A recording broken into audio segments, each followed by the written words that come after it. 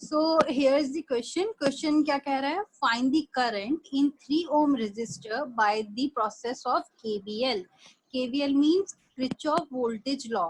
So यहाँ पे एक सर्किट डायग्राम देके रखा है आप लोगों को, जहाँ पे क्या दिया हुआ है, एक रजिस्टर लगाया 1 ओम का, 2 ओम का, 4 and 3 Om. Also there is a voltage source of 5 volt.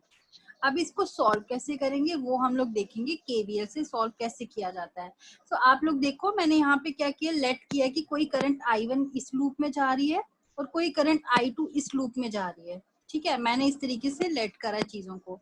अब आपने क्या करना है, जो करंट की मूवमेंट करानी है ना, सपोज यहाँ से कोई करंट I1 जा रही है, वही करंट I1 यहाँ पे भी जाएगी, लेकिन I2 अलग से करंट यहाँ पे फ्लो करेगी. आपको आगे चीजें और क्लियर होती जाएंगी.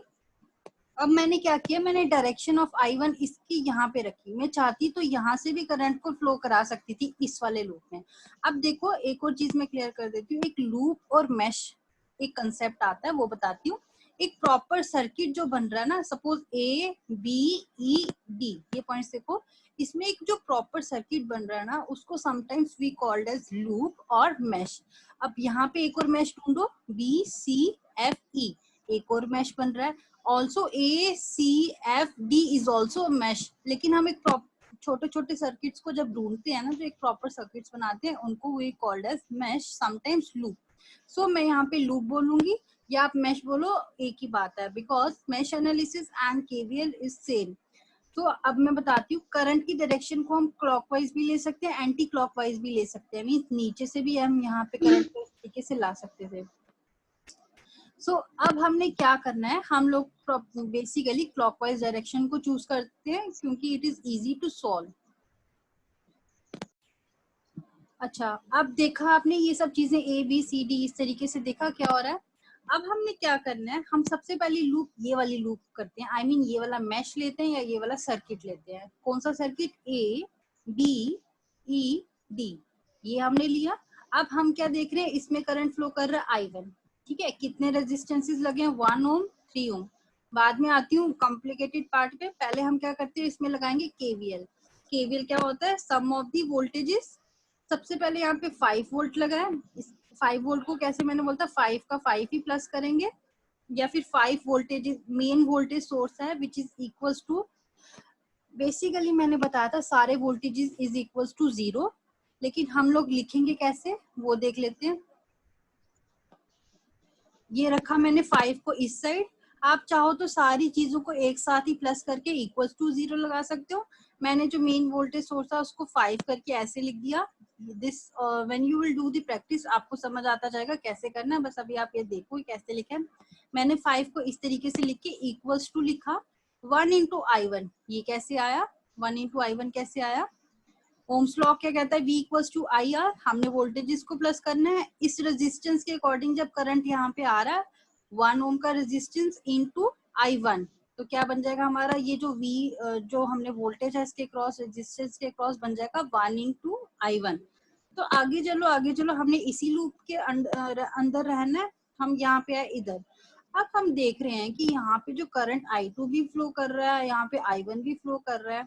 अब ऐसी सिचुएशन में what we are going to do, we will write as, अब तो ये प्लस में ही होगा ना, एक इसकी सीरीज में हम लोग मान के चल रहे हैं, एक लूप ले रहे हैं. जब तो हमने लिखना है प्लस, जब ये वाली वोल्टेज लिख दी प्लस 3 इंटू क्या लिखेंगे, I1 minus I2.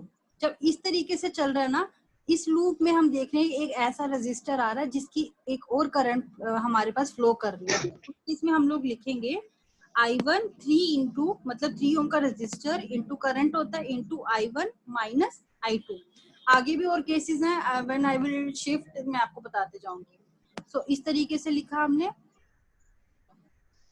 3 into I1 minus I2. ठीक है, उसके बाद कोई और रजिस्टर हमारे पास नहीं है. यहाँ पे कोई और रजिस्टर नहीं है, बस आके खत्म सब चीजें. अब हम इसको थोड़ा सा सिंप्लीफाई करते हैं. सो हम लिखेंगे 5 I1 प्लस इसको खोलेंगे 3 I1 minus 3 I2 equals to, then again हम लोग थोड़ा सा और सॉल्व करेंगे. ओके, अब मैंने क्या लिखा, 5 I1 और सेम करंट्स को हम ऐड अप कर सकते हैं. 4 I1 माइनस 3 I2. हम इस इक्वेशन को मान के चल रहे हैं वन इक्वेशन, ठीक है। एक लूप में हमने इक्वेशन सॉल्व कर ली, वो आई वन इक्वेशन। अब हम क्या करेंगे, दूसरा लूप या दूसरा मैश को हम लोग सॉल्व करेंगे, ठीक है। इसका नाम क्या होगा, यहाँ से सॉल्व करेंगे, B C F E B. लिखना कैसे होता है, B C F E B, मतलब पूरा ऐसे लूप वापिस आना चाहिए, ठीक है।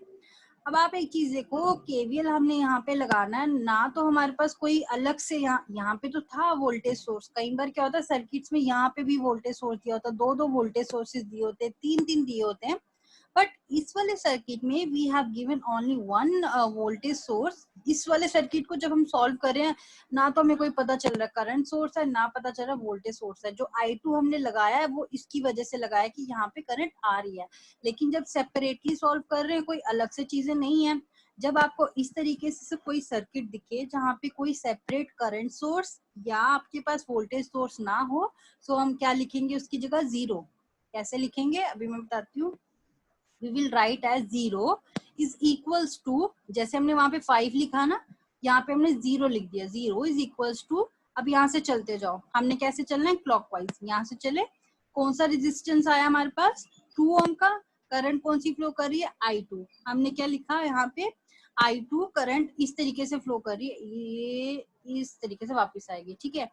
2 इंटू I2, आगे चलो, प्लस कौन सी करंट है, I2। 4 इंटू I2, चलते गए चलते गए चलते गए, अब हमने वापस ऊपर जाना। अब फिर से प्रॉब्लम आ गई। अब ये 3 ओम का रेजिस्टेंस है, पहले भी इसने प्रॉब्लम क्रिएट करा। Now also two currents are flowing, what to do.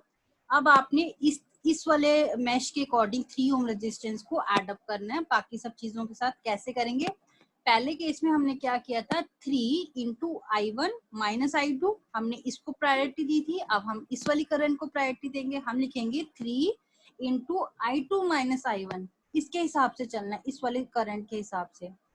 Now what happen, 3 into I2 minus I1, फिर आगे जाके खत्म, मतलब लूप चला हमारा BCFEB। अब कैसे लिखा मैंने ये चीजें, अब आप नीचे देखो, ये देखो यहाँ पे, ये 0 लगाया, कोई वोल्टेज सोर्स या करंट सोर्स नहीं था। 2I2 जैसे ऊपर सर्किट में दिया था, plus 4I2 plus 3I2 minus I1। इसको सॉल्व करते हैं, 2I2 plus 4I2 plus 3 into I2 minus, यहाँ पे मल्टीप्लाई हो रहा, minus 3I1। Then what we are going to do is 0 equals to, same currents को हम एडअप कर सकते हैं। जैसे 4 हो गया, ये I2 वाली देख लो, एड अप करते हैं 4 और 2, देन हमारे पास 3 है, हम इसको ऐड कर देंगे, कितना बन जाएगा हमारे पास, 9I2 माइनस 3I1। हाँ, इतना बन जाएगा। ये इक्वेशन हमने लेट कर ली सेकेंड इक्वेशन, ठीक है। नाउ अब आप जो छोटी क्लासेस में करते थे मैथमेटिक्स में, मैंने दोनों इक्वेशन साथ में लिख ली। अब आप छोटी क्लासेस में क्या करते थे, ऐसी इक्वेशंस मिलती थी आपको, आप लोग पहले वेरिएबल्स को इक्वल बनाते थे। ये बहुत छोटी सी मैथमेटिकल चीज है। आप लोग what you people use to do is you make one variable equal so that we are able to apply the addition and subtraction method.